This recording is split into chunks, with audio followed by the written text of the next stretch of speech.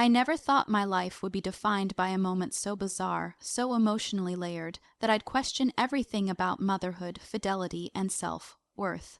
It started the day my 18-year-old son, Evan, came home from college for winter break, quieter than usual, visibly drained. He had always been my soft-hearted one, especially after his father left us 5 years ago for another woman. That betrayal had nearly broken Evan, and in the aftermath, he clung to me like I was his only anchor. We became closer than most mothers and sons, sharing late night talks, books, music, and heartache. This visit was different. Over dinner one night, Evan mentioned his favorite professor, Mark, a mentor, he said. Someone who helped him open up, helped him process the emotional fallout from his father's abandonment. I was grateful. Evan was healing. Then, a week later, Evan made a request I never saw coming. "I want you to meet Mark," he said.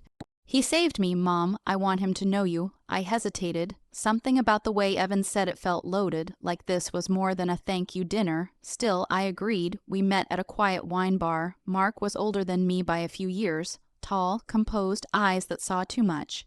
We hit it off instantly. Talk flowed easily, like we'd known each other in another life. Mark made me feel seen, and it was intoxicating. Evan beamed as we laughed, like he was watching his two safe harbors finally connect. One dinner turned into weekend brunches, then late night texts. It wasn't planned, I swear it wasn't, but one night, after Evan had gone back to school, Mark and I met again. No expectations, just a drink. He confessed first, "I think about you more than I should." So did I. I hadn't felt desired in years. My ex had taken that from me. Mark brought it back. Slowly, we drifted into something more. Texts became phone calls became confessions, and confessions became a kiss that changed everything. We slept together once, then again, each time filled with guilt, but also relief, like I was reclaiming parts of myself I thought were dead. But we weren't just betraying anyone, we were betraying Evan. When he came home again for spring break, everything unraveled. He walked in on us, not in bed, but in an embrace too intimate to explain away. His eyes turned hollow. He said nothing, just left. 3 weeks passed before he called. "You were supposed to be the one person who wouldn't hurt me," he said, voice trembling, and just like that, I realized what I'd done. I hadn't just crossed a line. I destroyed a trust built on pain we both had survived. When Evan's father left us, it wasn't just a man walking out of a marriage. It was a fracture through every part of our emotional foundation. He had been my partner, Evan's role model, the steady presence that gave structure to our home. When he left for another woman, it didn't just leave me broken, it left Evan adrift. At 13, he was too old to be shielded from it, and too young to know what to do with the pain. So he came to me constantly, with his anger, his confusion, his tears at night. I tried to be everything his father wasn't. I swore I'd never let him feel abandoned again. Over time, our bond became unusually close. People would comment on it sometimes, how we were more like best friends than mother and son, but I dismissed it. I told myself we just understood each other better than most, but there was something more. We were trauma bonded. When someone else has cried in your lap at 2 a.m., whispered fears into your ear, clung to you like you're the last place on earth that feels safe. There's a closeness that forms that's not easily labeled. And in my desperation to make sure Evan never felt that kind of hurt again, I didn't realize I was creating a dependence of my own. The irony was, while I was so focused on Evan's emotional healing, I never stopped to assess my own. I was lonely, achingly so. I kept up appearances, kept busy, kept strong. But inside I felt forgotten, like a woman who had given everything to a man and a son and still ended up alone. I told myself I didn't need anyone, that my purpose was to raise my son right, but late at night, when the lights were off and the silence stretched too long, the ache would crawl back in. I missed adult connection. I missed feeling like someone saw me not as a mother, not as a discarded ex-wife, but just as me. So when Evan introduced me to Mark, his college professor, I was grateful, not for the man he was, but for what he had done for Evan. I could see that my son had started to heal. He spoke about Mark like he was a lifeline. His tone changed. There was softness again in Evan's voice when he talked about the advice Mark had given him, the encouragement, the long office hours where he just listened. And when Evan said, You two would get along so well. I didn't think much of it. I didn't anticipate what was coming. The first time we all had dinner together, it was warm, natural. Mark had that rare kind of presence, a quiet, grounded charisma.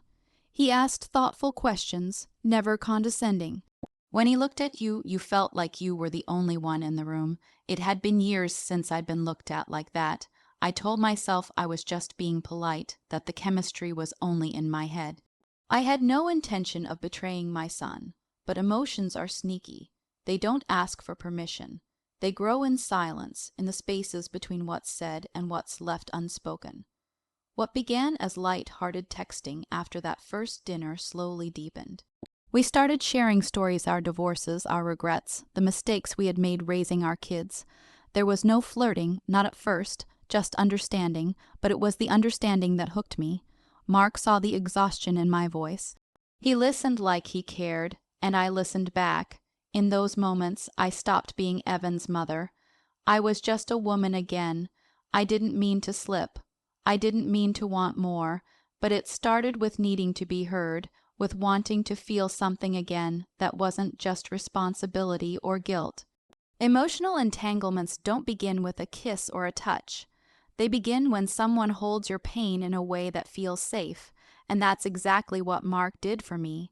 When he finally confessed that he had feelings, I didn't recoil. I exhaled, like I'd been waiting for someone to say it first. And in that moment, I realized how far I had drifted from the person I thought I was.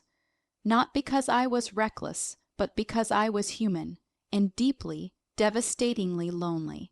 The first time Mark and I kissed, it wasn't passionate or wild. It was quiet, trembling, like two people crossing into a space they knew they shouldn't enter, but already belonged in. There was nothing dramatic about it. No dramatic music, no grand gesture.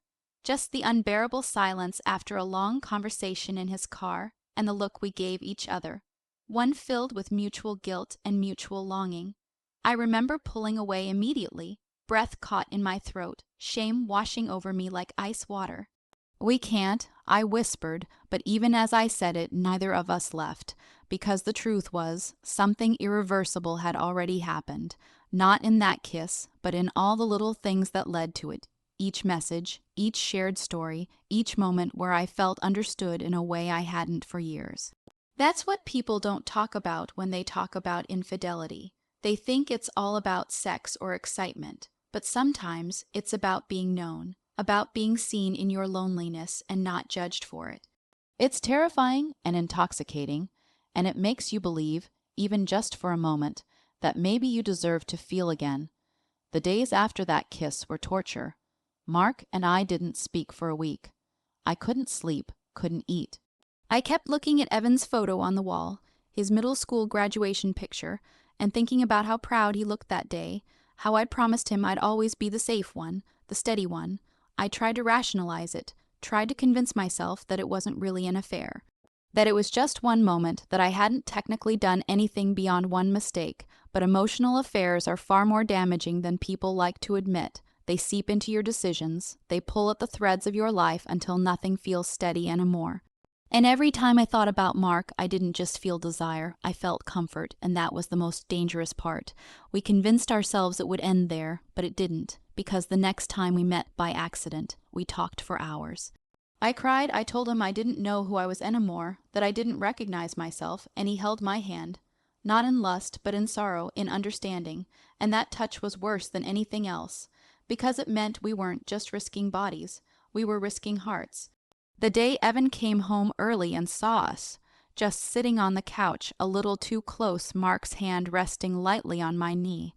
The look on his face split me open. He didn't scream, he didn't say a word. He just stared at me like he was watching a stranger wear his mother's skin. And in that moment, I realized that emotional infidelity doesn't need hotel rooms or secret texts to destroy someone. It can happen right in your living room, under soft lighting, with people who mean too much to each other. The fallout wasn't immediate. Evan left that night, then came silence, no messages, no calls. For weeks, I couldn't breathe right. Every time my phone rang, my chest tightened. I wrote him letters I never sent. I rehearsed apologies I knew would never be enough, and Mark pulled away too.